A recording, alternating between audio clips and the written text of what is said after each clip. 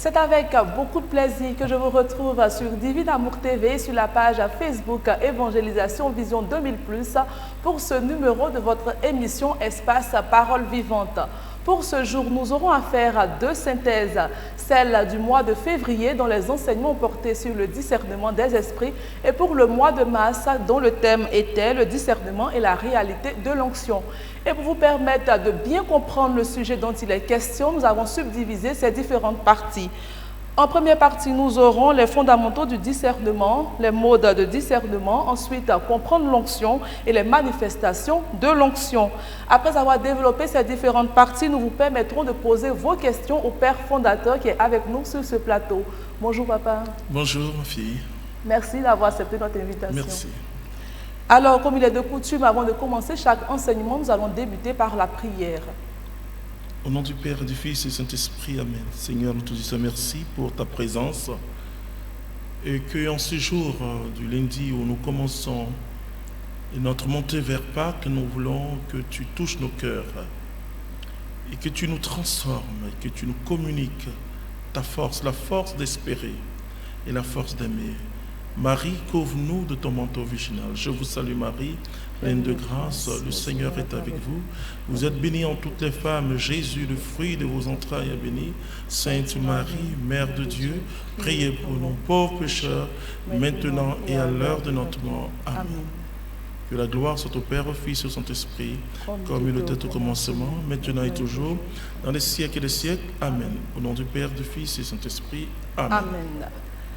Avant de rentrer dans le vif du sujet, il conviendrait de définir les mots-clés pour une meilleure compréhension. Alors, cher Père fondateur, qu'est-ce que le discernement? Oui, le discernement, c'est d'abord un choix. Un choix qui doit venir du Saint-Esprit. Un tri aussi. C'est-à-dire, devant moi, je suis comme au milieu d'un carrefour et je dois prendre la bonne voie, la bonne direction. Et donc, le discernement, dans l'Esprit Saint, c'est prendre la direction de Dieu, donc savoir la volonté de Dieu dans chaque chose que je vais faire, dans chaque acte que je dois poser. Le chrétien a besoin de la volonté de Dieu, c'est ça le discernement. D'accord. Le discernement se fait d'abord par la construction de l'homme et à ce niveau, vous avez parlé des vertus cardinales. Oui. Qu'est-ce qu'une vertu cardinale? D'abord, ce sont les vertus humaines. Parce que beaucoup de chrétiens croient que Dieu n'a pas au départ mis des choses. Et si la spiritualité n'est pas incarnée, c'est-à-dire qu'il ne se soit pas sur les valeurs humaines que Dieu a mis à l'homme, vous comprenez que Jésus a mis 3 années pour enseigner ses disciples. On peut dire, mais écoute, vu l'urgence, il aurait dû commencer. Non, parce qu'il faut d'abord que nous épousons notre vocation humaine. Donc Dieu a mis en l'homme ce qu'on appelle les vertus cardinales, qui sont les vertus humaines. Par exemple, la justice. Voilà. Le chrétien, la grâce de Dieu vient se greffer sur déjà ce que Dieu a mis en l'homme. Et la prudence, par exemple. La prudence qui nous aide aussi dans le choix, parce que si, comme je dis, si tu es trop content, il ne faut pas prendre une décision. Si tu es trop fâché, il ne faut pas prendre une décision. Il faut être prudent, il faut être modéré. La tempérance, la force. Et si Dieu nous... Parce que la force de l'Esprit de Dieu, c'est cette force qui nous permet de résister aux persécutions, d'aimer nos ennemis. Mais si le chrétien ne découvre pas ce que Dieu a mis en chaque être humain.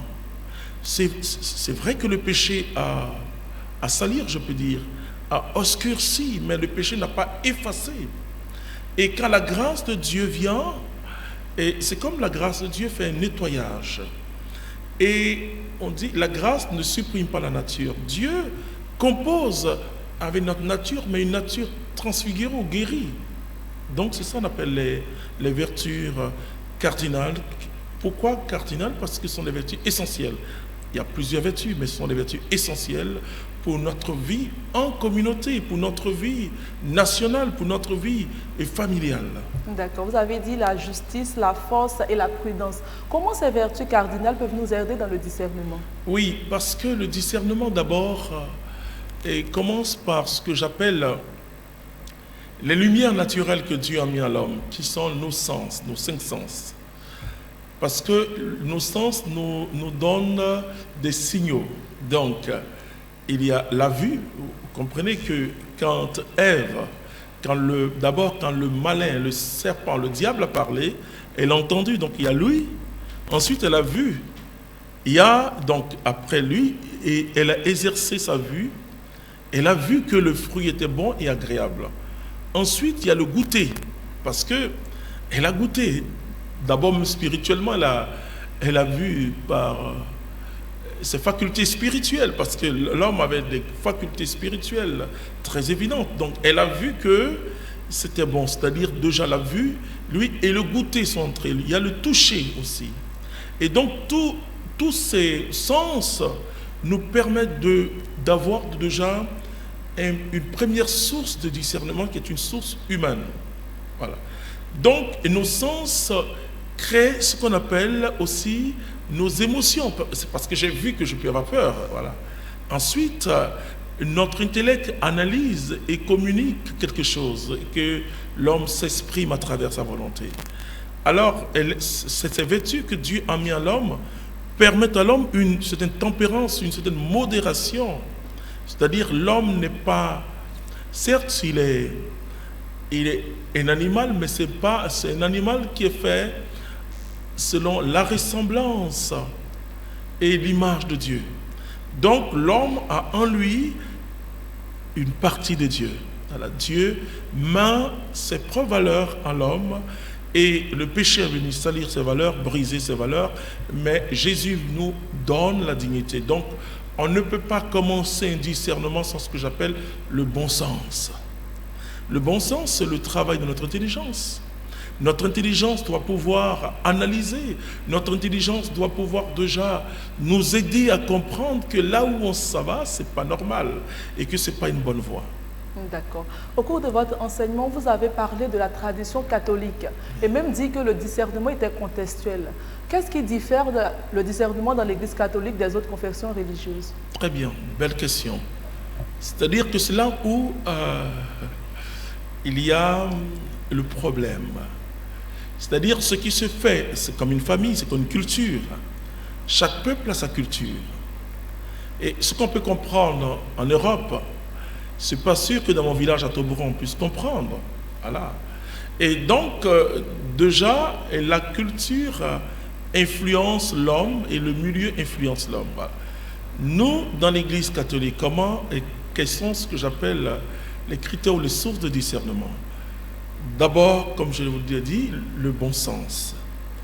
C'est-à-dire que c'est une église où on n'écarte pas l'intelligence, parce que l'intelligence c'est une lumière naturelle que Dieu a mis à l'homme, et la lumière a pour rôle de nous éclairer. Et donc l'intelligence, à partir de toutes ces valeurs que Dieu a mis en nous, que nous appelons aussi vertu cardinale. Okay? Il y a la parole de Dieu. La parole de Dieu nous permet de comprendre et d'analyser et de marcher avec Dieu, donc nous donne la pensée de Dieu. Mais cette pensée de Dieu doit être vécue, donc doit être aussi interprétée. Donc il y a ce qu'on appelle le magistère. Le magistère, c'est donc tout ce que nous pouvons recevoir doit être confronté à l'enseignement de l'Église. Ensuite, il y a le discernement charismatique qui est plus libre. Voilà. Donc, tout discernement est contextuel. Ce qui peut se passer, par exemple, et surtout dans les attitudes ou dans la pratique des charismes, ou la pratique des ministères, ce qu'on appelle l'exercice des ministères. Par exemple, chez nous, les catholiques, on se dit que la personne qui reçoit une parole doit être libre d'abord. Et ce n'est pas une parole, la personne ne doit pas être dans un second état. Ou bien avoir des attitudes, on dit non, que c'est bien, ça peut, ailleurs ça a une valeur, mais chez nous ça n'a pas une valeur. Par exemple, quand tu exerces, tu ne dois pas taper la poitrine pour dire c'est moi, voilà.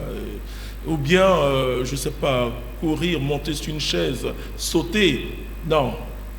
On se dit que si c'est Jésus, non seulement tu es libre parce que tu ne changes pas de voie, et tu ne changes pas d'attitude, tu ne prends pas, et que tu l'exerces dans une grande pauvreté.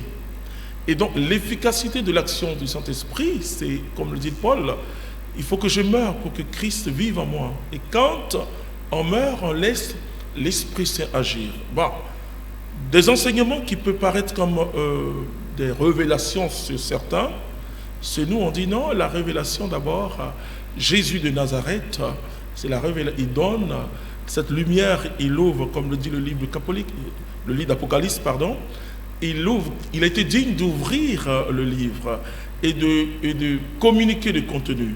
Donc, c'est ce qu'on appelle la révélation, parce qu'il y a eu un voile sur la connaissance, et Jésus a dévoilé, il montre vraiment le royaume, dans sa totalité, lui-même étant le royaume de Dieu en mouvement sur terre. Parce qu'il dit, le royaume de Dieu est au milieu. Donc, par sa présence, le royaume tombe et descend sur la terre. Extraordinaire. Et donc, tout discernement est contextuel. Dans le sens où ça tient compte du contexte. Tu peux recevoir une parole qui peut dire, bon, 4 personnes aujourd'hui vont mourir, je ne souhaite pas. Mais dans l'église catholique, on va te dire, non, écoute, ça n'édifie personne. Ça va créer que la crainte, la peur. Tu vas dire, non, mais c'est quand même, j'ai reçu le Seigneur. Oui, on ne discute pas. Et Paul dit de trier. Et quand il parle aux Thessaloniciens, au chapitre 5, au Thessaloniciens chapitre 5, à partir du verset 16, il dit de trier. Pourquoi de trier? Parce que de choisir. Même des paroles peuvent venir de Dieu, mais ce ne sont pas toutes les paroles qui viennent du Seigneur qu'il faut donner à tel moment T. Voilà. Et ça doit être en fonction de la croissance des personnes. Voilà, c'est pourquoi je parle en disant que le discernement est contextuel. D'accord. Un thème nouveau également sorti au cours de votre catéchèse, les 3 blancheurs fondamentales du catholicisme. Ouais. Quel est le rôle dans l'exercice du discernement? D'abord, vous savez, je dis aux gens, être catholique, ce n'est pas simplement le fait de fréquenter l'église catholique. Être catholique, ce n'est pas seulement le fait d'être baptisé ou confirmé. Être catholique, ce n'est pas le fait d'être dans une communauté, même la communauté merveilleuse d'amour. Être catholique, ce n'est même pas le fait d'être prêtre ou d'être religieux. Ce n'est pas ça d'abord être catholique. Être catholique, c'est d'abord porter Jésus-Christ, présenter Jésus-Christ, et à travers ce que j'appelle 3 blancheurs. 3 blancheurs. Et c'est d'abord la première blancheur, c'est Jésus Eucharistie. Être catholique, c'est reconnaître cette présence de Jésus dans l'Eucharistie. Ce n'est pas une présence qui enferme Jésus, non, attention. Et c'est une présence vivante de Jésus. Il est là où 2 ou 3 sont en train de prier. Donc les autres qui n'adorent pas le Saint-Sacrement, ils peuvent adorer Jésus dans la louange, c'est pas de problème. Mais le catholique, c'est d'abord ça. Donc la première blancheur, c'est l'Eucharistie. La deuxième blancheur, c'est qu'on est catholique par une spiritualité mariale. Ça, je le dis. C'est-à-dire que le modèle, Marie appartient à tout le monde, hein, même aux non-croyants, même aux autres qui adorent Dieu de leur façon. Elle est pour l'humanité. Mais être catholique, c'est reconnaître en Marie, la mère de Jésus, mais une mère active aujourd'hui encore. Donc c'est reconnaître son intercession. Et c'est surtout vivre ce que j'appelle, selon le caractère marial. Vivre dans le silence, l'humilité et l'amour. C'est ça, être catholique. Être catholique, c'est reconnaître la 3e blancheur qui est le pape. C'est-à-dire vous pouvez être évêque, et vous pouvez être cardinal, vous pouvez être fondateur d'une communauté, mais si vous ne reconnaissez pas cette blancheur, vous n'êtes pas catholique. Comprenez? Donc, être catholique, c'est ça. Ce n'est pas d'abord des attitudes de prière. C'est être centré sur Jésus, Jésus Eucharistie, sur la Vierge, et reconnaître que Jésus a confié son Église à Pierre, qu'il n'y a pas, et là je le dis, il n'y a pas 2 églises. Il y a une seule Église. Tu es Pierre, sur cette pierre, je bâtirai mon Église. Il y a des cellules d'Église. Et je crois même quand nos frères évangélique protestant parle de l'Église, il ne parle pas au pluriel. Voilà. Et c'est pourquoi nous travaillons dans l'unité, pour l'unité de l'Église, parce que l'Église emploie le mot parfois les frères séparés, mais ils restent des frères. Voilà. Parce que il y a une seule Église. Voilà. Et il y a ce qu'on appelle les principes œcuméniques de l'Église. Ça aussi, il faut l'enseigner aux chrétiens. Et part du fait que, d'abord, la division est un scandale. Ça, c'est l'Église qui le dit. Et ça. Mais part du fait qu'il y a une seule Église. Vous voyez, ce qui peut être normal, je ne suis pas contre ceux qui quittent l'Église catholique. Bon, je leur dis, soyez chrétiens, découvrez, il y en a aussi qui découvrent de l'intérieur dans leur congrégation protestante, ils découvrent l'Eucharistie, ils découvrent Marie et ils découvrent le pape. Mais je dis que le mouvement qui doit être normal, et en le disant, je ne méprise pas les autres, c'est le mouvement de nos frères séparés qui viennent vers nous. Ça, c'est le mouvement qui doit être normal. C'est-à-dire que c'est le retour un peu d'enfants prodigés. Je ne dis pas qu'ils sont des enfants prodigés, non. Mais le retour vers la source, vers la matrice, l'Église catholique, nous avons beaucoup à apprendre des autres. Dans leur détermination de la parole de Dieu, le pape le disait encore, dans leur foi, dans leur expérience, une expérience lumineuse de Jésus et du Saint-Esprit. C'est vraiment, on a beaucoup à apprendre, mais je dis, mais tout ce que nous vivons, prier en langue, prier pour les malades n'est pas protestant comme le croient beaucoup de gens, c'est catholique, c'est ce que les apôtres ont fait. Voilà. Donc, et c'est ça, être catholique, vous comprenez que c'est même pas être évêque, c'est même pas être prêtre, c'est même pas être religieux, c'est même pas être laïque, parce que quand on dit laïque est un chrétien. Ceux qui ne sont pas baptisés ne sont pas laïcs. Laïque, c'est un chrétien en mission dans le monde. Et donc, être catholique, c'est vraiment découvrir, non pas simplement parce que souvent les gens pensent que l'Église impose des dogmes, c'est faux. Le dogme jaillit d'une expérience spirituelle dans l'Église.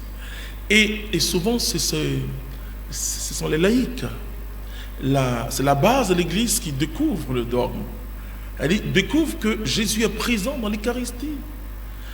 Et ça se montre un peu dans l'Écriture, ça se montre dans les Épîtres. Et Paul parle vraiment du repas du Seigneur. Mais les chrétiens, par la pratique de l'Eucharistie, la célébration de l'Eucharistie, découvrent, parce que l'Esprit Saint nous conduit dans la vérité, découvrent cette présence réelle de Jésus. Et alors commencent à adorer le Saint-Sacrement. Avant, on gardait les réserves, simplement. On se dit, il est là, mais maintenant, nous adorons le Saint-Sacrement, nous faisons des processions. Donc, et c'est quand les fidèles ont expérimenté ça que l'Église, dans son discernement, reçoit que c'est une vérité. Alors, l'Église l'érige en dogme, c'est une vérité de la foi, une vérité de foi que nous devons tous croire. Et la vérité de foi, le dogme n'est pas « non, je ne crois pas ». Tu peux ne même pas prier Marie, peu importe. Mais tu es appelé, si tu es catholique, à croire à son immaculée conception. Voilà, ça c'est le dogme. Très important. Donc, finalement, être catholique, c'est ça d'abord. Et ce n'est pas le fait qu'on tasse d'autres de charismatiques, avec des tendances protestantes. C'est pas ça être catholique. C'est pas ça être catholique. Et catholique, c'est les trois blancheurs. Ah, ouais, c'est un grand saint qui a fait cette expérience formidable de ces trois blancheurs. L'Eucharistie, Marie comme modèle de vie chrétienne, et le pape comme successeur de Pierre, parce que dans une famille, il faut un chef de famille, mais le pape, c'est pas il n'est pas le chef de l'Église à la manière du monde, mais il est le serviteur des serviteurs, extraordinaire. Et c'est ce que François essaie de dire, priez pour moi, je suis à votre service. Il préside à l'unité. Vous voyez, c'est le problème que nous avons aujourd'hui dans l'Église catholique, même ceux qui se croient plus catholiques que les gens, c'est ces détails-là. Dans l'Église, il n'y a pas de chef. Le chef, c'est le serviteur des serviteurs.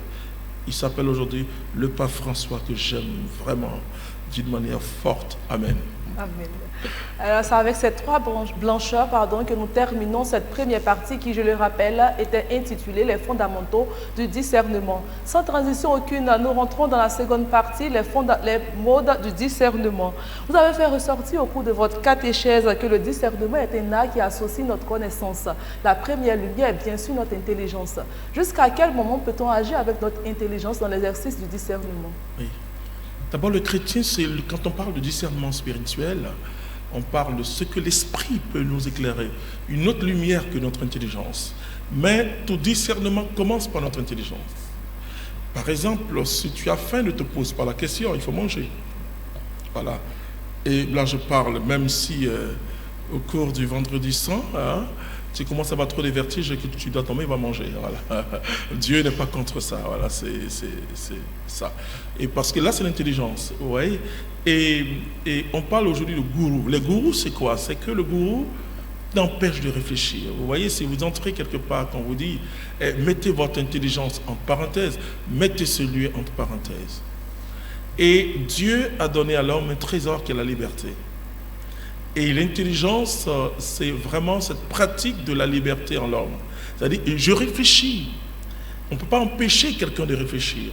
Et donc, tout commence par cette lumière que Dieu a mis dans notre nature, qui est notre intelligence, qui doit éclairer. Vous savez, à un moment, l'Europe a parlé du siècle de lumière. Mais le siècle de lumière, c'est vraiment un siècle où les gens commencent à réfléchir, ont commencé à inventer beaucoup de choses, voilà, et par leur intelligence, voilà.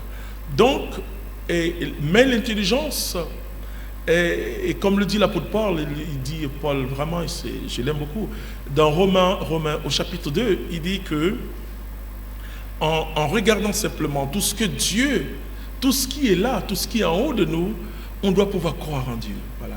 Donc l'intelligence est capable de cerner, dans le sens humain du mot cerner, et en disant, quelqu'un a créé ça. Mais l'intelligence n'est pas capable de nous conduire dans la connaissance du Créateur. Ouais, et là, c'est vraiment la parole de Dieu. La parole de Dieu qui nous donne, qui nous communique une autre sagesse. Une sagesse qui dépasse la sagesse humaine. C'est pourquoi il dit, mes voix ne sont pas vos voix. Donc, le deuxième critère aux sources de discernement, et qui est ce que j'appelle aussi un discernement à partir de la parole de Dieu, qui est un discernement objectif, et qui est la parole de Dieu. La parole de Dieu nous éclaire. Un comportement qui est contraire à la parole de Dieu n'est pas un comportement chrétien. Pas un comportement chrétien, ça peut être un comportement d'autres choses, mais pas un comportement chrétien. Donc la parole de Dieu nous éclaire. Et d'ailleurs, David va dire dans le psaume 119, à partir du verset 110 jusqu'à 115, il présente la parole comme une lumière. Donc la parole nous éclaire. Et la parole a une force d'éclairer notre intelligence et de communiquer à notre intelligence et une autre sagesse.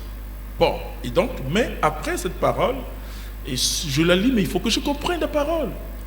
Il faut que la parole repose sur une interprétation. Voilà. Et c'est ce qu'on appelle aujourd'hui le magistère, et surtout, et qui part d'abord de la tradition. La tradition, quand on parle de la tradition, on commence à parler d'abord des apôtres eux-mêmes. Ensuite, des pères de l'Église qui ont interprété, qui ont fait des commentaires bibliques extraordinaires. Et ensuite, il y a eu de ces grands saints, surtout au Moyen-Âge, vous avez eu des saints comme saint Thomas d'Aquin, donc ces personnes qui ont travaillé, et l'Église interprète après eux. L'interprétation que l'Église a, découle toute une tradition de comment les apôtres ont vécu, comment les pères de l'Église ont dit, et qu'est-ce qu'ils ont dans leur réflexion, et l'Église proclame, l'Église donne la parole, et l'Église donne une interprétation. Donc, et fait une somme d'enseignements qu'on appelle la doctrine de l'Église. Et donc, quand je reçois quelque chose aussi, en tant que catholique, je dois aussi discerner à partir de l'enseignement de l'Église. Je dis souvent aux gens, il y a deux modes de transmission de la parole. Il y a ce qu'on appelle le kérigme. Le kérigme, c'est la proclamation explicite de l'évangile. C'est Jésus crucifié, donc mort, enseveli si vous voulez, ressuscité et glorifié. Mais ça, vraiment, ça ne véhicule pas une doctrine. Alors je dis, ce que Jésus a fait pour moi, il peut le faire pour toi, mon frère, dans ta vie à Jésus. Que vous soyez protestant, baptiste, tout ce que vous voulez, catholique, prédicateur, ça, c'est le kérim, c'est le cri, la proclamation. Mais il y a ce qu'on appelle la catéchèse, ou un enseignement catéchétique, une proclamation catéchétique, qui est un enseignement qui véhicule des doctrines. Et souvent, je suis d'accord aujourd'hui que les catholiques puissent s'instruire aussi avec l'expérience d'autres personnes, il n'y a pas de problème. Mais ça véhicule parfois une doctrine. Une doctrine qui peut être en contradiction, je ne dis pas contraire, mais peut-être en contradiction, ou qui peut écorcher la doctrine catholique. Voilà. Et donc, pour que tu discernes, tu dois, si tu es catholique, puisque le discernement est contextuel, vois si ce que j'entends, parce que tu peux aussi même recevoir une révélation qu'on appelle une révélation privée, mais voir si d'abord, bon, le bon sens, l'intelligence, on peut dire, ok, les pensées et comme le dit Jésus, il dit à Satan que tes pensées ne sont pas celles de Dieu, mais celles des hommes. Voilà, donc on peut... Bon, l'intelligence peut être dépassée rapidement, mais la parole de Dieu, elle est là. Ensuite, la parole de Dieu, elle doit être comprise dans le sens de l'Église. Quand je dis ça, je ne dis pas que que l'Église, surtout catholique, seule, non, mais je dis dans le sens de l'Église. Comment l'Église interprète cette parole, ok? Et l'Église elle-même continue à savourer la parole de Dieu. Le Concile Vatican II à redire que la parole de Dieu est au cœur de notre foi. Donc, voilà, puisque Dieu, personne ne peut avoir forcément la vision mystique de Dieu, mais au moins à travers la parole de Dieu, on peut rencontrer Dieu. Voilà. Donc, le magistère. Ensuite, après le magistère, ce que j'appelle le discernement des esprits. Le discernement charismatique, si vous voulez. Et là, c'est par intuition. Intuition. Mais là encore, et toutes ces intuitions, voilà, doivent être mesurées à travers ces trois sources. Bon sens, parole de Dieu et magistère de l'Église. D'accord. Alors, ces mots de discernement que vous venez de citer, j'aimerais que vous reveniez dessus. On va commencer thème par thème. D'abord, le bon sens. Le bon sens, oui. Le bon sens, parce que c'est tout ce qui est conforme et tout ce qui est compréhensible à travers l'intelligence humaine. Par exemple, si une personne qui est mariée et reçoit un appel et dit « Le Seigneur me dit de quitter mon mari ou de quitter ma femme », c'est le bon sens dit « Mais c'est pas possible. C'est pas possible. Dieu, s'il t'a touché, c'est qu'il a aussi touché ton conjoint, même s'il n'est pas encore chrétien. » Et comme le dit l'apôtre Paul en disant que si un chrétien ou une chrétienne se marie avec un non-croyant ou une non-croyante, ce n'est pas la peine de se séparer. Et ce n'est pas la peine si l'autre, si le non-croyant consent à vivre avec la partie chrétienne. Et Paul dit que les enfants que vous allez mettre au monde sont des saints. Et dont la partie chrétienne sanctifie l'autre. Donc on n'a aucune raison de dire parce que j'ai reçu Jésus-Christ, alors mon mari avec qui je suis marié, tout cela, je ne veux plus de lui. Voilà. Non, ça c'est le bon sens. Ou bien, par exemple, Dieu me dit de me déshabiller et puis de marcher nu. Voilà. Ça va choquer et on va t'attraper pour aller quelque part. Ouais, c'est pas bon, c'est pas, on dit tu es fou. Voilà. Et pourtant, le Seigneur est capable. Mais vraiment, je ne souhaite pas qu'il me dise ça. Voilà. Donc c'est le bon sens, l'intelligence d'abord. Ensuite, la parole de Dieu. La parole de Dieu est un repère extraordinaire. La parole de Dieu nous permet d'avancer avec Dieu et de nous nourrir de cette manne. Et comme le dit Jésus, cette manne qui ne descend pas une seule fois, mais je le dis à chaque seconde, la parole de Dieu est capable de nous éclairer. Et ensuite, le magistère, c'est la somme de l'enseignement, ouais, et qui est incarné par l'évêque ou le pape, etc., qui donne un enseignement assez fort. Par exemple, quand le pape écrit une encyclique ou fait une lettre en tant que pape, c'est pour l'Église, c'est une lettre infaillible. C'est-à-dire que c'est ça l'infaillibilité du pape. Donc, il nous communique la parole de Jésus-Christ. C'est difficile aujourd'hui dans notre monde du 21e siècle à le dire, mais il faut le dire.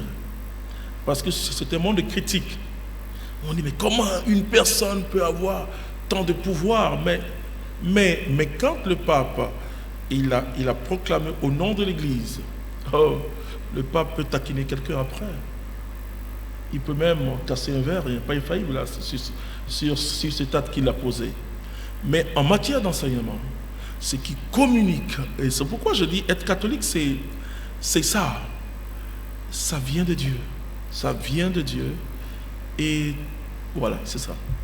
Et donc, ensuite, le discernement charismatique, qui est là une action de l'Esprit Saint dans notre intelligence, une action de l'Esprit Saint dans notre intelligence, et qui nous communique des intuitions, parce que Dieu s'exprime en nous. Dieu se met presque à notre niveau, c'est extraordinaire. Et quand je dis que le discernement est contextuel, c'est-à-dire que si un Akan, c'est ceux qui vivent au sud de la Côte d'Ivoire et qui viennent du Ghana, au sud ou au centre, et si un Akan voit Jésus qui est roi, il ne va pas voir Jésus avec une couronne romaine, avec des habits, mais il va voir Jésus en un pankita comme un roi. Voilà. Et quelqu'un va dire non, mais Jésus n'a jamais mis ça. Il va dire non, Jésus n'a jamais mis ça, mais non. Et tout ce que nous recevons de Dieu part d'abord des images que nous avons de la réalité. Ça, c'est quelque chose, c'est-à-dire que si Dieu me parle, il me parle à travers ce que on appelle mes catégories humaines. Voilà. Si Dieu me parle, il veut que je comprenne. Donc, il prend dans ma culture les éléments que je peux comprendre. Et donc, le discernement charismatique, ce sont ces injonctions du Saint-Esprit, des intuitions qui viennent à notre esprit, mais c'est un discernement qui a besoin d'être toujours confirmé parce que c'est la partie subjective du discernement. Voilà. C'est vrai que tu as reçu quelque chose, mais il faut aller partager avec quelqu'un qui a une plus grande expérience que toi, pas forcément pour infirmer, pour confirmer, mais pour t'aider à voir si c'est de Dieu. Voilà, parce que c'est pas celui qui va discerner, qui va te dire forcément non, ça ne vient pas de Dieu, ça vient de Dieu. Il ne faut pas donner des directives aux gens. Mais il faut aider la personne à comprendre elle-même que ça ne vient pas de Dieu ou que ça vient de Dieu. Voilà. D'accord. On en vient maintenant à proprement dit au discernement de l'esprit. L'être humain a trois esprits qui cohabitent en lui. Son esprit, c'est-à-dire l'esprit de l'homme, l'esprit du démon et l'esprit de Dieu. Commençons par l'esprit de l'homme. Vous avez dit que l'esprit humain est capable de faire ressortir des images intérieures qui ne viennent pas forcément du Saint-Esprit. Comment faire le distinguo? C'est très important cette question et je vous remercie pour ça. C'est-à-dire que l'homme est doté d'un appareil, un système imaginaire extraordinaire, plus rapide que tous les ordinateurs du monde rassemblés, est capable de fabriquer des images à l'instant, est capable d'avoir des fantasmes à un instant T, rapidement, et de se voir en France, voilà, de se voir au Maroc. Et en un instant, ce qu'aucun appareil, aucun véhicule ne peut réaliser. Voilà. Et donc, l'homme, dans son imagination, est plus que la vitesse même de la lumière. Pour dire simplement qu'il est capable de fabriquer des images, il se crée, par exemple, une personne qui vit dans la misère depuis longtemps. C'est pour ça qu'il faut faire très attention quand on évangélise les gens. Une personne qui a des difficultés, vous lui dites, tu seras milliardaire. Tu seras milliardaire. Et si cette personne n'est pas bien enseigné. Et parce que la foi en Jésus-Christ, pourquoi je dis aux gens, quand vous priez, ne dites pas à quelqu'un, fais comme si Jésus est là. Ou bien, il ne faut pas aiguiser leur système imaginaire, en disant, essaie de voir Jésus est là. Non. Vous avez demandé à la personne de créer ces images. Ces images. Vous savez, dans beaucoup de sectes ésotériques, on demande ça, on dit, bon, imagine Jésus qui vient te toucher. Nous n'imaginons pas Jésus. Nous savons que Jésus est là, c'est ça la foi. Voilà. Il dit là où 2 ou 3 sont rassemblés, il est là. Il est là. Et la foi, ce n'est pas une somme d'imagination. Imagine-toi riche, mais vous allez conduire la personne à l'hôpital, elle sera malade. Et effectivement, l'homme peut se dire, il peut, pour échapper à quelque chose, à une situation qu'il ne peut pas accepter, qu'il ne veut pas accepter, parce que la foi en Jésus-Christ, et c'est vrai, je vois des chrétiens qui disent, non, je n'accepte pas. Attention, quand tu dis ça, c'est pas le reniement de la réalité. La foi, ce n'est pas le reniement de la réalité, mais c'est la vision de la vérité. C'est-à-dire, la foi, on ne renie pas ce qui est là. On ne fait pas semblant. Et par exemple, si quelqu'un vient tous les jours, mais il est là jusqu'à 18h, mais il faut pouvoir appeler la personne. Quel est ton problème? Parce qu'on ne peut pas se réfugier dans la prière. On doit se réfugier en Dieu. C'est différent. Est-ce que la personne n'est pas en train de fuir quelque chose? Ou bien on dit que quelqu'un est en train de prier, il prie beaucoup, hein? Ou lui là il s'en fout, c'est de Dieu. Mais il faut faire un discernement.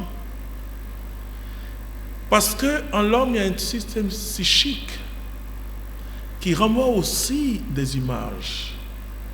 Et une personne peut croire que c'est Dieu qui s'exprime en elle. Et innocemment, elle va donner des images, mais ce sont des images de son imagination. Une personne qui veut tellement être enceinte va commencer à développer des symptômes d'une femme enceinte. Un homme qui se croit riche voit comment j'ai prié pour une dame, c'était difficile parce qu'elle avait vécu une expérience vraiment de bourgeoisie avec son mari. Et puis bon, il y a eu le divorce, elle n'a pas accepté. Elle a piqué une crise assez grave. Même quand il parle, il dit je suis riche. Vous comprenez? C'est vraiment difficile pour aider les personnes. Donc la nature humaine peut nous jouer des sales trucs. Il y a aussi les paroles pieuses, que les gens pensent que les paroles pieuses sont des paroles prophétiques. Non, ce sont des paroles pieuses. Il faut le transformer en prière, mais il ne dit pas oracle du Seigneur. Non, il faut le transformer en prière. Seigneur, merci, tu nous aimes. Voilà. Mais Jésus nous aime. Jésus nous aime. En fait, il nous aime, il n'y a pas de problème. Quel est ton problème, toi? Ou bien tu crois qu'il ne nous aime pas? Voilà. Parce que Jésus, quand tu nous parles, il nous parle de quelque chose qui nous fait grandir. C'est très important. Donc, la nature humaine est capable de faire sortir même des images intérieures. Et même capable, alors là je veux toucher des faits sortir du sang, en croyant que tu as des stigmates. Moi j'ai déjà vu des personnes qui croyaient qu'effectivement tu voyais le sang sortir comme une couronne de pine, hein? Et tu voyais des choses. Bon, grâce au discernement charismatique, le Saint-Esprit m'a dit non. Non, c'est pas de Dieu. Parce que c'est pour cela qu'il y a des dévotions qu'il faut faire très attention dans l'Église catholique. Voilà. Il faut faire très attention dans les dévotions extrêmes. Dévotion extrême sur Jésus en sang peut affecter l'imaginaire humain. Et aussi, on ressemble à Jésus, oui. On est tous le chrétien, et quand le chrétien, nous sommes tous crucifiés avec le Christ. Puisque ce n'est plus nous qui vivons, mais c'est Jésus qui vit en nous. Voilà. Mais cette crucifixion avec Christ, c'est ma croix de tous les jours. C'est le fait que je suis une mère de famille, je suis une épouse, je suis un père de famille, et je dois vivre cela à partir de ma foi. Renoncer à certaines choses, à des tentations qui peuvent venir de partout. Je suis homme, je suis chrétien je tiens une caisse, j'ai des difficultés économiques, je ne dois pas toucher. Voilà, c'est la croix du chrétien, c'est ça les stigmates que nous portons en Jésus-Christ. Mais bien sûr, il y a certaines personnes qui reçoivent de Dieu, et authentiquement, mais ce n'est pas les personnes qui ont cherché. Vous voyez, par exemple, Saint François ou Padre Pio, c'est leur amour extrême de Jésus, voilà, qui peut conduire à ça. Mais l'intelligence humaine, la nature humaine est capable de dire je veux. J'ai vu même des gens qui voulaient tellement recevoir l'onction que tout est parti en l'air, quoi. Et leur vie spirituelle s'est mélangée. Oui, Dieu ne supprime pas cette nature, mais cette nature, pas qu'elle est aspirée d'une manière totale, mais elle est divinisée par la grâce de Dieu. C'est extraordinaire. Voilà. Et on sert Dieu et tout en gardant cette nature humaine, voilà, qui a ses besoins légitimes. J'ai vu des gens qui disent, Dieu leur dit de ne plus manger. Bon, c'est pas possible. Voilà, j'ai vu des gens aussi, et sans que ce soit l'Esprit Saint, qui ont fait des jeûnes de 40 jours sans boire, sans manger, qui ont pété les plombs, comme on le dit. Bien sûr, on peut le faire. Dieu peut nous demander ça. Mais pour dire le discernement, l'importance du discernement. Ensuite, donc, il y a l'esprit humain qui peut, voilà, qui est là et qui peut nous jouer des sales tours. On peut croire même que c'est le démon, on peut croire que c'est le Saint-Esprit. Or, rien de ça. Vous voyez, moi un jour, mon fils a assisté au film La Passion de Christ. Vous voyez, c'est où on montre le diable et tout ça là. Il avait quel âge? Il avait peut-être 10 ans, je sais pas moi. Et là, lui crie, le diable, le diable, le diable. Ça, au moins, qui est charismatique. Vous voulez, je lui dis, non, c'est pas le diable. C'est ce qu'il a retenu. C'est pour ça qu'il ne faut pas... moi, ce film-là, j'ai dit, les chrétiens, il faut que ce soit les adultes qui regardent ça. Parce qu'il y a beaucoup de scènes de sang, de trucs, et ça joue sur le système imaginaire de l'homme, et ça crée des clichés à l'intérieur qui peuvent un jour revenir à la surface. Voilà. Et puis on va dire que non, la personne, elle a vu le diable. Non, la personne peut venir 15 ans après. Mais non, c'est cette image qui est entrée dans une boîte obscure à l'homme et qui peut ressortir un jour. Et donc, il y a aussi l'esprit du diable, là c'est, voilà, et qui agit, et le diable, il agit d'une manière subtile. Vous voyez, je dis aux chrétiens, le diable n'est pas en brousse. Non. Et qu'est-ce que le diable fait? C'est pas la possession, c'est d'abord, c'est plusieurs étapes d'abord avant d'arriver. Mais il va obscurcir l'intelligence de l'homme. Vous voyez, il agit dans nos pensées. Regardez, Pierre pensait bien faire en disant à Jésus, tu ne vas pas mourir. Mais Jésus dit, arrière Satan, tes pensées ne sont pas celles de Dieu, mais celles des hommes. Voilà. C'est les pensées des hommes et les pensées de l'homme non régénéré, et les pensées du diable sont les pensées de la créature déchue. Parce que la créature déchue, au départ, c'est pas comme ça, le diable pensait, enfin, il s'appelait Lucifer, l'ange de lumière. Au départ, c'est pas comme ça, l'homme aussi agissait. Mais quand l'homme a chuté, il a obscurci cette lampe. Imaginez-vous une lampe qui devient obscure, c'est ce que Jésus dit. Quand la lumière qui est en vous devient obscurité, grande est l'obscurité. Voilà. Donc, il y a l'esprit de Dieu. Donc, nous sommes en présence de 3 esprits. La sorcellerie, par exemple, se fait à partir de l'esprit de l'homme. Ce sera un autre chapitre un jour. Voilà. Alors, nous avons l'esprit de l'homme qui est obscurci par le démon. C'est cette intelligence que nous devons prendre pour mieux discerner. Comment faire face à cela? Comment l'Église peut nous aider? Très bien. Oh là là, c'est une bonne question. J'étais à Paris, dans une église à Saint-Lazare, il y a de cela 15 ou 20 ans, je prêchais. Et je disais comme ça, il y avait des Blancs, il y avait des Africains. Je disais, vous voyez, nos djibos, les fétiches africains, ne sont rien devant les djibos qui sont dans vos parlements. Et parce que déjà, on projetait des lois assez bizarres, contre nature. Voilà. Et pourquoi? Parce qu'on croit que celui qui est possédé, c'est celui qui tombe en transe. Donc, on a des clichés comme cela. Non, et alors finalement, on laisse le diable travailler dans l'intelligence des hommes. Comprenez, il y a certaines règles ou certaines lois qui sont prises dans le monde aujourd'hui. Quand vous écoutez, c'est le démon. Vous voyez, il joue parce que la partie réflexible de l'homme, c'est son intelligence. C'est là où l'homme analyse, c'est là où l'homme décide par sa volonté les choses. Et c'est exactement dans cette partie que le démon œuvre. Et Paul parle des flèches enflammées du diable. C'est-à-dire, il envoie des pensées. Tu peux croire que c'est ta propre pensée. Vous voyez, tu peux croire que c'est ta propre pensée. Par exemple, tu peux être... C'est pour ça, et Paul dit, il ne faut pas dormir avec votre colère. On ne doit pas dormir avec notre colère pour ne pas donner accès au diable. Parce qu'il va te donner des idées la nuit.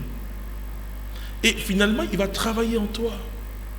Donc, ces attaques, c'est pas... Et puis on dit souvent... les chrétiens disent que non, le démon t'empêche d'avoir l'argent, de te marier. Ils s'en foutent de ça. Pour lui, une seule chose, c'est que tu n'es pas Jésus-Christ. Ou bien, tu vas à l'église. Il peut même te rêver pour aller à l'église. Et lui, il va t'attendre. Parce qu'il veut que tu aies l'attitude de piété, mais que tu renies ce qui fait la force. Jésus-Christ de Nazareth. Je vais à l'église parce que j'ai rencontré Jésus-Christ. Si je ne vais pas à l'église pour rencontrer Jésus-Christ, si je vais à l'église simplement pour aller à l'église, c'est la religiosité. Et malheureusement, beaucoup vont dans une pratique religieuse sans une rencontre véritable de Jésus-Christ de Nazareth. Et lui, il s'en fout, il continue à aller à l'église et puis bon, et commet tes choses, ce que tu veux commettre, ensuite il va te confesser, recommence encore, voilà. Ça, il est. Mais le chrétien qui marche dans l'esprit, l'esprit nous convainc de péché. Le chrétien, c'est celui qui d'abord découvre son péché. Ce n'est pas celui qui découvre qu'il est saint. Hein? Ah oui, c'est celui qui découvre son péché et qui crie vers Dieu. Et lui, il va te dire, non, mais ça suffit, tu es bien, tu manges avec les grands, tu manges avec les prêtres, tu manges avec les évêques, tu es un chrétien, tu chantes dans la chorale. Moi, j'ai chanté. De 81 en janvier 89. Mais pour moi, c'était ça. Hein. Je vais à l'église que quand je la chantais. On mange avec les prêtres, on mange avec les évêques. Pour moi, c'était suffisant. J'avais ce que j'appelle le salut psychologique. Et on se convainc, ça. Voilà. Mais le salut, ce n'est pas la foi en Jésus-Christ. Et ce salut se manifeste pleinement quand on a rencontré Jésus-Christ. Et alors, l'Église a un sens pour nous. Alors les sacrements ont un sens pour nous. Alors la communauté chrétienne a un sens pour nous. Voilà. Mais si tu n'as pas rencontré, et c'est là qu'ils jouent, les plus grandes méchancetés se font à l'intérieur de l'église et à l'intérieur des communautés. Parce que là, lorsqu'il suit l'intelligence des gens, il dit, mais quand même, tu es en violet blanc. Moi, je parle de ma communauté. Et que c'est suffisant, tu es bien, on te connaît, on te voit. Et finalement, tu n'as plus soif de Jésus. Tu n'as plus soif, tu peux insulter, tu peux mentir, commettre des choses et tu t'en fous, quoi. Parce que pour toi, voilà, tu pries. Non. Non. Ce n'est pas la prière qui nous sauve, c'est Jésus qui nous sauve. Voilà. Quand Jésus nous sauve, la prière a un sens. Et comme le dit Saint Augustin, que ta vie soit prière et que ta prière soit vie. Voilà. C'est-à-dire qu'il n'y a plus de séparation. Celui qui prie, c'est celui qui vit Jésus-Christ. Voilà. Mais aujourd'hui, il y a un problème. Et c'est là le piège. Le diable, il te donne une satisfaction psychologique de tout ce que tu fais dans tes pratiques. Mais il ne veut pas que tu aies Jésus-Christ. Il peut même t'envoyer un mari, il peut même t'envoyer une femme, il peut même te rendre milliardaire, pourvu que tu n'aies pas Jésus-Christ. C'est les sorciers, eux, qui empêchent le mariage, de manger. Mais le diable, lui, il combat ton salut. Parce qu'il veut que beaucoup de gens soient avec lui dans le feu éternel. Mais Dieu a dit non en faisant venir Jésus-Christ. Et là, il tombe en transe, le diable en transe absolument. D'accord. Alors j'aimerais que vous reveniez sur un point que vous avez abordé, les rêves. Vous avez dit que lorsque l'être humain désire fortement quelque chose, il arrive que nous rêvons à cette chose. Or, Dieu également nous parle d'un songe. Comment faire la différence entre un rêve et un songe? Merci. Donc, Le rêve, comme je l'ai dit, c'est une activité naturelle de l'homme. Voilà. Et quelqu'un disait que c'est comme le rêve est comme un élément régulateur en l'homme, c'est-à-dire te permet de ce que tu ne peux pas avoir humainement, voilà, et ça se transforme dans le rêve. Pour cela, le discernement est très simple.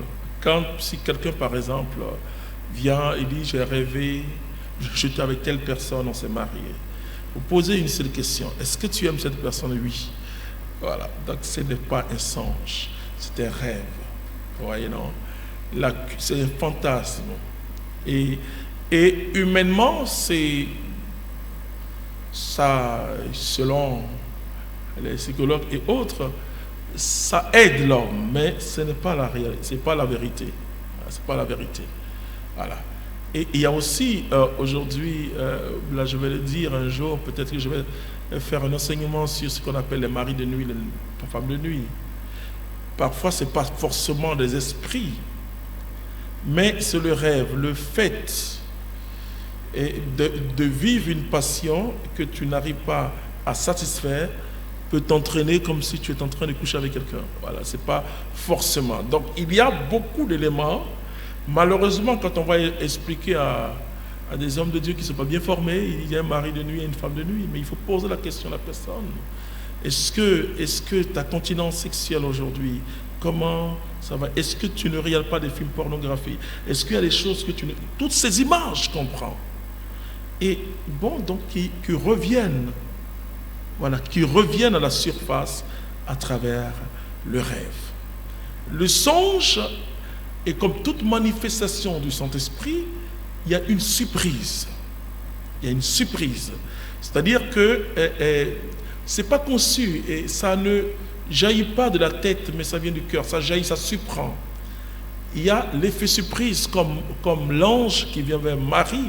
Vous voyez la parole, Marie est surprise. Voilà. Quand c'est Dieu, tu es surpris. Et Marie, malgré le fait qu'elle soit conçue immaculée, mais Marie est une femme de chez nous. Et quand l'ange lui dit, une grâce t'a été faite, Marie est étonnée. Oui, elle-même dira, il s'est penché sur son humble servante. Voilà. Donc, devant Dieu, on est surpris. Voilà. On est surpris par tout ce que Dieu fait. Moi, depuis j'ai 30 ans de vie spirituelle, mais je suis toujours émerveillé. On est surpris de tout ce que Dieu fait. Donc, le songe me surprend. Et le songe, la différence entre le songe et puis le rêve, c'est que le songe, pendant le songe, on se demande si on n'est pas en train de rêver. On le sent, c'est vivant. C'est tellement vivant. Et quand on se rêve, on dit, mais... Et ça nous habite. Voilà. En ce moment aussi, il faut un discernement. Vous voyez comment Joseph, le fils de Jacob, a pu interpréter le songe de Pharaon. Daniel a pu aussi interpréter le songe à Babylone. Donc, on peut recevoir un songe, mais il faut demander à Dieu le discernement des songes. Et généralement, il faut partager avec son accompagnateur, parce qu'on n'a pas tout de suite le discernement. Le discernement peut venir après, mais parfois il est trop tard quand on discerne. Ah oui, j'ai compris. Voilà. Alors, l'Esprit de Dieu nous fait des interpellations et même des révélations. Qu'est-ce qui distingue cet esprit-là de notre conscience humaine? Voilà. Et c'est le même exercice. C'est-à-dire que tout ce qui vient de moi passe par un processus humain, dont mon intelligence. Et je vais vous dire, j'ai eu un bac scientifique en 84, bon, beaucoup n'étaient pas encore nés. Voilà. Et ce qui a fait que je ne suis pas allé chez les féticheurs, c'est que je suis très rationnel, je le suis encore, mais une rationalité guidée par le Saint-Esprit. Et donc, il y a des choses que je ne pouvais pas accepter. Donc, voilà. Donc, quand je rencontre Jésus-Christ, il me prend avec cette même intelligence, cette faculté rapide, voilà, parce que j'avais une faculté rapide à trouver des solutions à des problèmes. Voilà, c'était peut-être une grâce, voilà. Une intelligence où j'étais toujours entrer dans la boîte de nuit, mais les examens marchaient. Voilà, parce que je dis que quand le professeur explique, c'est là que c'est là que je bosse, comme je dis. Voilà. Quand il a fini, bon, quand il y a le devoir, je lis un cours, je n'ai pas besoin de choses. Voilà. Il n'y avait que les exercices de mathématiques, puisque tu es scientifique, qu'il fallait le faire. Okay. Donc Jésus me touche avec toute cette rationalité et avec beaucoup un cerveau qui analyse. Bon. Et quand les persécutions naturelles, hein, c'est normal, hein, quand vous rencontrez Jésus, c'est normal, ont commencé. Je commençais à beaucoup réfléchir. Parfois, j'ai mal à la tête. Je ne comprends pas. Je réfléchis, j'analyse. Je dis, mais ce n'est pas ma vie. En fait, je ne comprends pas. Voilà. Et Dieu m'a aidé à comprendre. Et jamais, à chaque fois, j'allais les moliter. Parce que trop d'activité cérébrale, elle fatigue aussi le cerveau. Voilà. Et donc, le Seigneur qui a, et je ne peux pas vous le décrire ici, mais par une méthode très simple. Je ne dis pas que je peux me tromper, hein, mais vraiment, et par une méthode très simple, pas qu'il enchaîne mon intelligence, mais je sais quand ça vient de mon intelligence et quand ça vient de lui. Voilà, je ne peux pas le décrire ici. Voilà. Alors, quels sont les pièges à éviter lorsqu'on a affaire à un discernement? Oui, les pièges à éviter, c'est qu'il ne faut pas faire ton propre discernement. C'est-à-dire que on n'a pas forcément sur soi-même son propre discernement. Ça, on peut l'avoir, mais on n'a pas forcément son propre discernement. Et ça veut dire que tout choix que je dois faire, je dois placer devant le Seigneur Jésus-Christ. Ce n'est pas la peine d'aller dire à quelqu'un, prie pour que non. Mais je dis, Seigneur, donne-moi des signes à moi d'abord. Et généralement, le Seigneur va, par un enseignement que je reçois, ça fait tic, mais ça ne suffit pas encore. Ça ne suffit pas encore. Moi, je vérifie ça 3 fois, même pour donner une parole de connaissance. Je vérifie 3 fois avant de donner la parole de connaissance. Voilà. Et de sorte que quand je donne une parole de connaissance, je n'insiste pas trop parce que je sais que la personne va venir. Voilà. Si j'insiste, c'est que le Saint-Esprit me dit, il n'a pas bien compris, donne une précision. Et Dieu me donne la précision. Pas que j'ai la précision, mais Dieu me donne la précision. Voilà, c'est très important. Et c'est ce travail intellectuel, tu le sens au niveau de la tête. Mais quand ça jaillit, oui, parce que quand ça jaillit du cœur, ça monte vers Dieu. C'est-à-dire qu'il y a une surprise, tu le sens. Et aussi, on dit souvent que quand une parole vient de Dieu, ça vous donne la paix. Et vraiment, tous ceux qui nous suivent, dites aux gens, ils se trompent. Ils se trompent vraiment. Quand Dieu s'adresse à toi, tu n'as pas la paix. Ouais. Parce que Dieu ne demande pas les choses faciles. Oh là là. Il ne demande pas les choses faciles. Surtout quand Dieu t'appelle à un ministère, la première des choses que tu découvres, c'est ta pauvreté, ta misère. Comment moi, comme ça? Je n'ai pas encore fini bien ma conversion. Comment toi, tu peux venir me prendre? Il y a ce qu'on appelle le combat de Jacob. Dans la spiritualité mystique de l'Église, il y a ce qu'on appelle le combat de Jacob. Jacob était un poltron, il avait peur de son frère. C'est là que Dieu rencontre Jacob. Mais Jacob va sortir avec un handicap. Et ouais, tous les serviteurs de Dieu en boîte, on sait qui est Dieu. Ah oui, on sait qui est Dieu, il est fort, hein, Dieu est fort. Et quand on voit sa misère, c'est ça. Et donc, ce n'est pas la peine de dire aux gens, d'enseigner aux gens en disant que quand ce Dieu, pas parce que les pensées de Dieu ne sont pas nos pensées, ce sont les pensées du diable qui sont nos pensées. Parce que le diable, avant qu'on rencontre Jésus-Christ, on a vécu avec lui. Donc, finalement, c'est le type, quelqu'un va t'insulter, va venir, il faut rembourser, il faut dire. Mais quand tu rembourses, quand tu répliques, tu as une paix. Alors, je l'ai bien eu, hein. Tu vas dire aux gens, lui là, il est pas malade, je l'ai eu. Mais tu es satisfait. Mais quand Dieu te dit, va te réconcilier, est-ce que tu es content?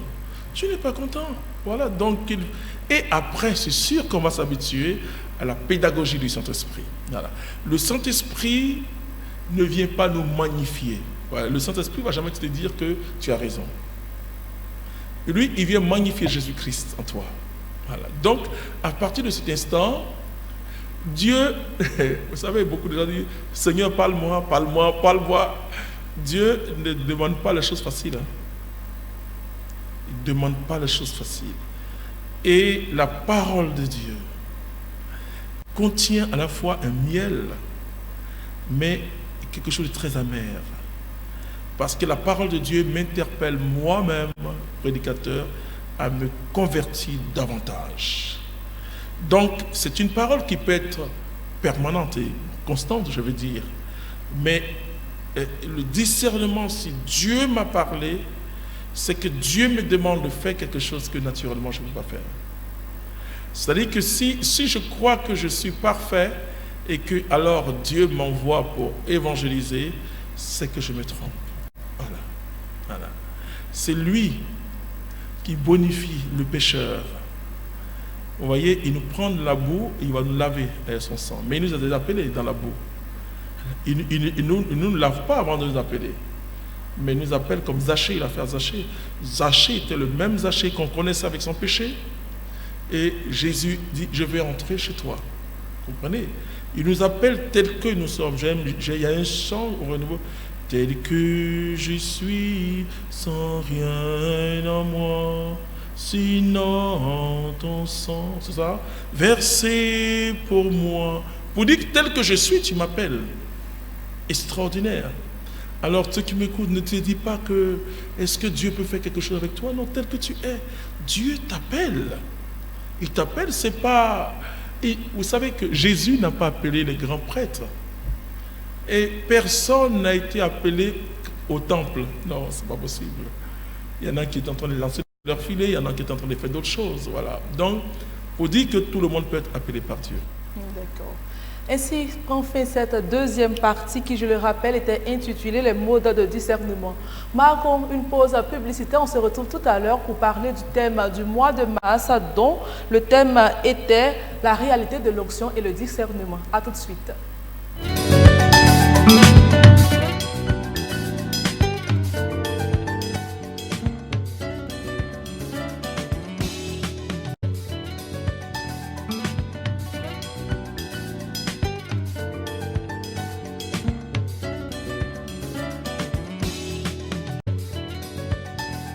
Amour organise les samedis 4 et dimanche 5 mai 2019 à la patinoire du Sofitel Hôtel Ivoire d'Abidjan, Rehoboth International 2019, thème Lève-toi et brille. Prédicateur, le frère Jean-Emmanuel Clément Akobé, la bergère Marie-Cécile de l'Espérance Agoussi, les bergers Mathias Marie Esso et Pierre-Marie, les révérends pères Désiré Agbeto et Moses Samuel, les sœurs Tabitha Ribéron et Agathe Marie de l'Espérance. Participation 10 000 francs. Infoline 01 40 11 11.